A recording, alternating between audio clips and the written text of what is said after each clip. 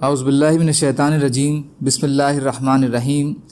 رب اشرح لی صدری ویسر لی امری واحلل عقدۃ من لسانی یفقہوا قولی۔ ریاض الصالحین حصہ اول، احادیث نبوی صلی اللہ علیہ وسلم۔ حضرت حارثہ بن وہب رضی اللہ تعالی عنہ سے روایت ہے کہ میں نے رسول اللہ صلی اللہ علیہ وسلم کو فرماتے ہوئے سنا۔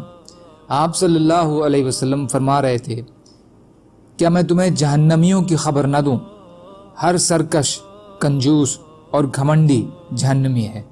بخاری و مسلم۔ فائدہ یعنی سرکشی، اللہ کے احکام سے منہ موڑنا، کنجوسی، اللہ کی راہ میں خرچ کرنے سے بچنا، اور گھمنڈ، یہ ایسی بری عادتیں ہیں کہ ایسی عادتوں والے لوگوں کا ٹھکانہ جنت نہیں ہے، جہنم ہوگا۔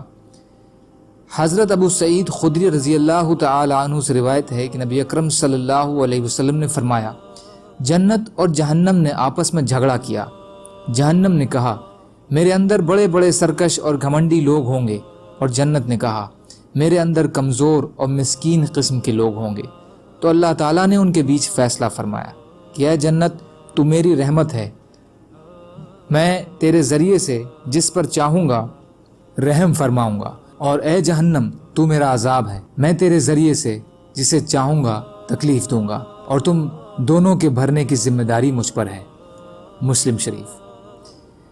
یہ روایت باب فضل ضعف المسلمین رقم 254 میں گزر چکی ہے۔ یہاں اس کے بتانے کا مقصد سرکشی اور گھمنڈ کے برے انجام کو بتانا ہے کہ گھمنڈیوں کا ٹھکانہ جہنم ہے۔ جنت کو اپنی رحمت کہنے کا مطلب کھلی رحمت، اور جہنم کو اپنا عذاب کہنے سے مقصد کھلا عذاب ہے۔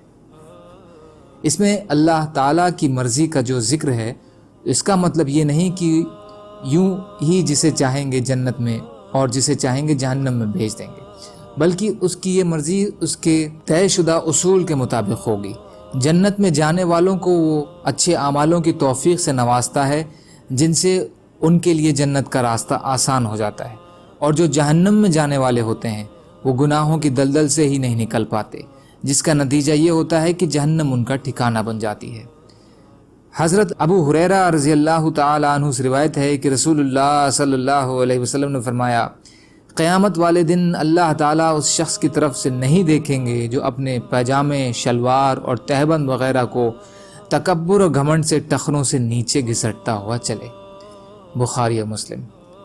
فائدہ اس میں اللہ سبحانہ و تعالیٰ کے دیکھنے کی نفی سے مراد رحمت سے دیکھنے کی نفی ہے۔ اللہ تعالیٰ گھمنڈیوں کو رحمت کی نظر سے نہیں بلکہ غضب کی نظر سے دیکھیں گے۔ ازار اس کپڑے کو کہتے ہیں جو جسم کے نچلے آدھے حصے کو ڈھانپنے کے لیے انسان پہنتا ہے، وہ پیجامہ ہو، شلوار ہو، پتلون ہو یا تہبند ہو، عربی زبان میں اسے ازار ہی کہتے ہیں۔ نبی اکرم صلی اللہ علیہ وسلم نے تاکید فرمائی کہ یہ ازار مردوں کے ٹخنوں سے اوپر رہنے چاہیے۔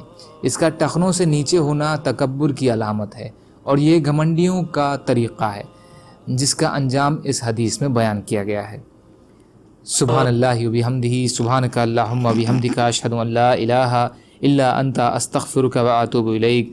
سبحان ربک رب العزت عما یصفون، وسلام علی المرسلین، والحمد للہ رب العالمین، برحمتک یا ارحم الراحمین۔ لا الہ الا اللہ، محمد رسول اللہ۔